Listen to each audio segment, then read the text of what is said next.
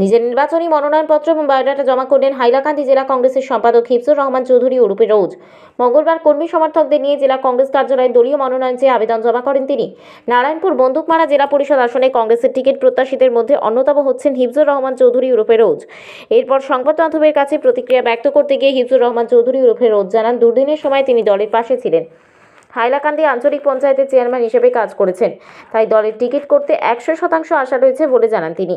অপরদিকে তিনি জানান, নারায়ণপুর বন্দুকমারা জেলা পরিষদ আসনে অসম গণপরিষদ বিজেপি মিত্রজোট জয়ী হয় স্বপ্ন পূরণ কখনো হবে না, কারণ কংগ্রেসের টিকিট নিয়ে অবতীর্ণ হওয়ার দাবি সাধারণ মানুষের। বিগত লোকসভা নির্বাচনের পর থেকে সাধারণ মানুষ কংগ্রেসমুখী হয়েছেন, তাই মিত্রজোটের প্রার্থী 3000-এর বেশি ভোট পাওয়ার সম্ভাবনা নেই এবং কংগ্রেসের জয় নিশ্চিত বলে জানিয়ে দেন নারায়ণপুর বন্দুকমারা জেলা পরিষদ আসনে কংগ্রেসের টিকিট প্রত্যাশী হিফজুর রহমান চৌধুরী ওরফে রোজ।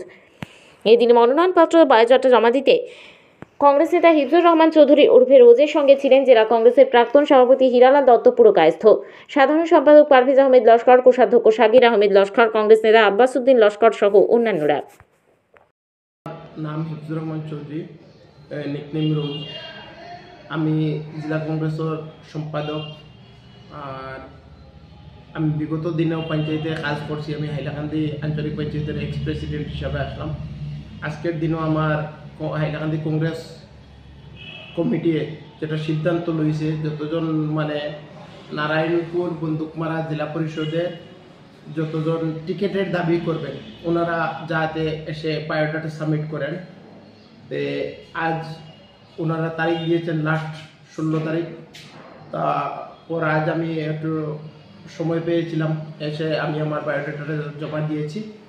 আপনি একটা কোয়েশ্চন করছেন যে টিকিট পাওয়ার ব্যাপারে কতটুকু আমি আত্মবিশ্বাসী। দেখুন, আমি কংগ্রেস দলের একজন সৈনিক হিসাবে আমি আজকে আমার ডিস্ট্রিক্ট কংগ্রেসের পদাধিকারীদের হাতে আমার বায়োডাটা তুলে দিয়েছি। আমি আশা ওনারা বিবেচনা করবেন আমার বিষয় নিয়ে, এবং যেভাবে হাইলাকান্দিতে কংগ্রেসের প্রতি মানুষ ঝুঁকেছেন সেই হিসাবে আজকের দিনে দেখা যাচ্ছে আমাদের প্রত্যেকটা জেলা পরিষদ সমষ্টিতে অনেকজন দাবিদার রয়েছেন। সবাই নিশ্চয় এসে ওনাদের বায়োডাটাও সাবমিট করবেন। তারপর দল বিবেচনা করবে কাকে দিলে ভালো হয়, কার জনপ্রিয়তা রয়েছে, বা সেটা দলের উপর বিবেচনা থাকবে।